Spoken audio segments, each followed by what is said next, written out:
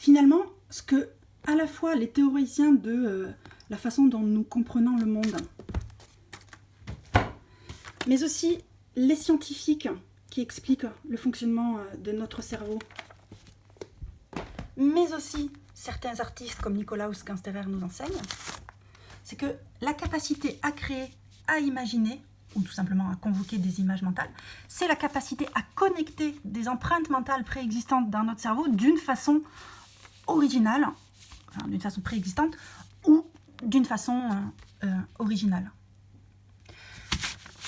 C'est notamment la base de l'intuition. L'intuition est la capacité à connecter des signaux faibles que quelqu'un d'autre n'aurait peut-être pas perçus consciemment, et que peut-être même nous-mêmes, nous n'avons pas perçus consciemment, mais qui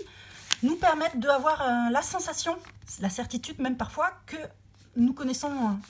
la réponse, nous savons ce qui s'est passé. Ça, en fait, donc cette intuition, elle n'est pas du tout mystique, ça, elle s'explique totalement, et ça explique la méthode du détective. Je vous ai dit que la pensée abductive, c'est-à-dire la capacité à partir d'un ensemble d'observations, inférer une cause possible à deviner, à inventer une cause possible, plusieurs causes possibles aux observations que l'on fait, la pensée abductive, que c'est une méthode essentielle du raisonnement du détective. Précisément, cet article de recherche compare la méthode de travail de Peirce, qui a posé les bases de cette pensée abductive, et de Sherlock Holmes. Une autre illustration de cette méthode du détective, c'est que lorsque toutes les causes possibles que l'on avait imaginées pour expliquer la réalité, qui sont finalement impossibles, ont été éliminées, la seule qui reste, même si elle paraît vraiment peu plausible, eh bien, c'est la bonne interprétation, c'est la bonne explication. Dernier pan de mon explication, l'information et les datas. Ce qui ressort de ce que je viens de dire finalement, c'est que lorsqu'on est face à une complexité et qu'on doit recourir à une pensée complexe, à un tout qui est complexe et qui est composé de plusieurs parties, qui présente une dynamique, bref, qui est complexe, comprendre, ce n'est pas simplifier. Comprendre, c'est la capacité de dégager du sens, de dégager ce qu'en anglais on appelle insight, à partir d'une grande masse d'informations. C'est la patte de l'intelligence humaine. Aujourd'hui, je vais enfoncer des portes ouvertes en disant que nous sommes dans un monde où les quantités d'informations disponibles de toutes sortes sont de plus en plus importantes et du coup il est de plus en plus difficile finalement de distinguer l'essentiel et l'accessoire dans cette masse d'informations et de tirer du sens de notre environnement. L'image est très utile par rapport à ça. En effet, on l'a vu, l'image manuelle, c'est-à-dire tracée par la main de l'homme, c'est-à-dire le dessin, permet d'appréhender et de résoudre une complexité. Aujourd'hui, on est en plein développement de manières générées par la machine de générer des images à partir de grandes masses d'informations.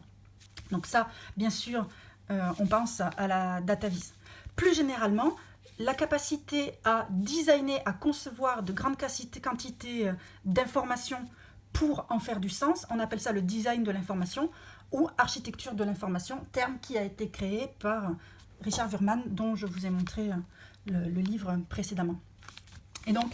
plus précisément, lorsque l'information dont on parle est chiffrée et non pas textuelle, et que c'est la machine qui génère des visualisations sous la main de l'homme, eh bien, on parle de data visualisation, un domaine en pleine explosion. Parmi les chantres de la data visualisation, il y a Tufte, que vous connaissez peut-être, qui explique de très belles choses sur comment présenter l'information de façon efficace pour le cerveau humain. Il y a aussi cet article du même Richard Wurman, donc sur la présentation de l'information, qui est un numéro datant de 1900... assez ancien, environ 90, de Design Quarterly, la célèbre revue de design, et qui s'appelle Hats, les chapeaux, et qui donc là aussi s'intéresse à comment présenter de l'information pour qu'elle soit efficacement perçue par le cerveau humain. La conclusion, c'est donc que les questions que je vais poser dans mon travail de recherche, ce que je vais chercher à élucider dans mon travail de recherche, c'est investiguer plus précisément les sensations et les processus et les moyens de développer ces interférences, cet enrichissement entre la pensée, le dessin, le mouvement et la complexité d'une part, et d'autre part, essayer de discerner comment on peut tirer le meilleur parti à la fois de la machine et à la fois de la main de l'homme pour dégager des insights par le dessin et par l'image d'informations, qu'elles soient en grande quantité ou pas.